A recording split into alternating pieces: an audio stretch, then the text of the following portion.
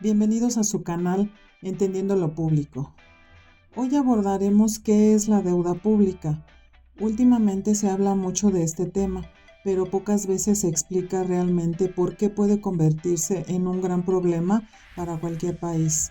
Cuando se habla de deuda pública en México, muchas veces la discusión se queda en si es alta o baja, pero en realidad el problema no se entiende así de simple.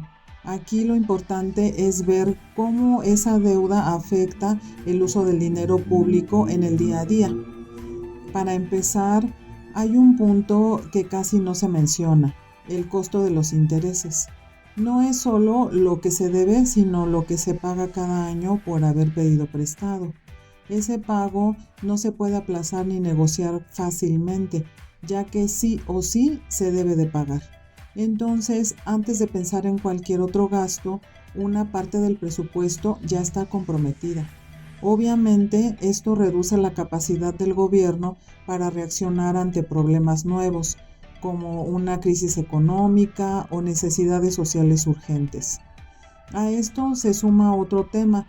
El presupuesto en México ya está muy comprometido desde antes, entre el pago de pensiones, participaciones a los estados y otros gastos obligatorios, por lo que el margen de decisión es bastante limitado.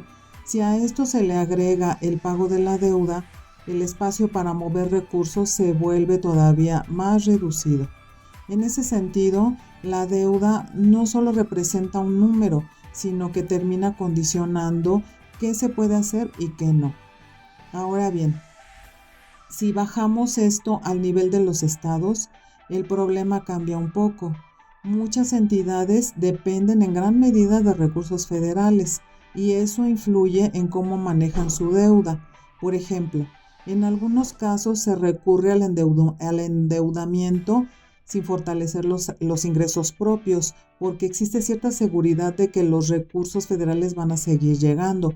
Como mencionan Galindo y Ríos, la deuda estatal suele crecer cuando los ingresos locales no son suficientes.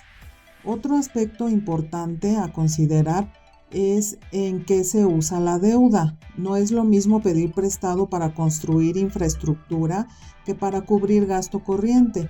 Si el dinero se invierte en algo que genera actividad económica, hay más posibilidades de recuperar esa inversión en el futuro. Pero si solo se usa para cubrir gastos del momento, el problema no desaparece, solo pasa hacia el futuro.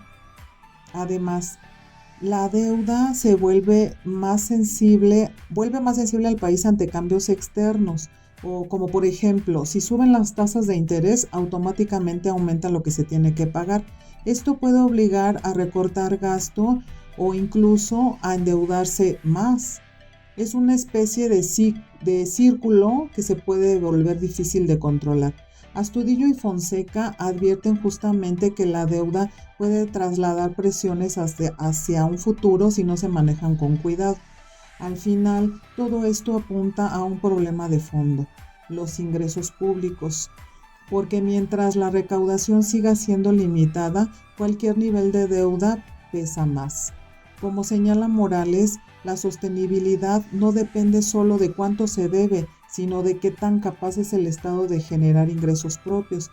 En pocas palabras, la deuda no es buena ni mala en sí mismas, al contrario, se vuelve un problema cuando reduce el margen de acción del gobierno, cuando se usa sin generar beneficios claros o cuando descansa sobre una base de ingresos débil.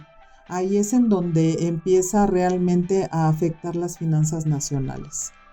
Para concluir, hablar de deuda pública es hablar de cómo se toman decisiones sobre el dinero que es de todos. Gracias por escuchar. Hasta la próxima.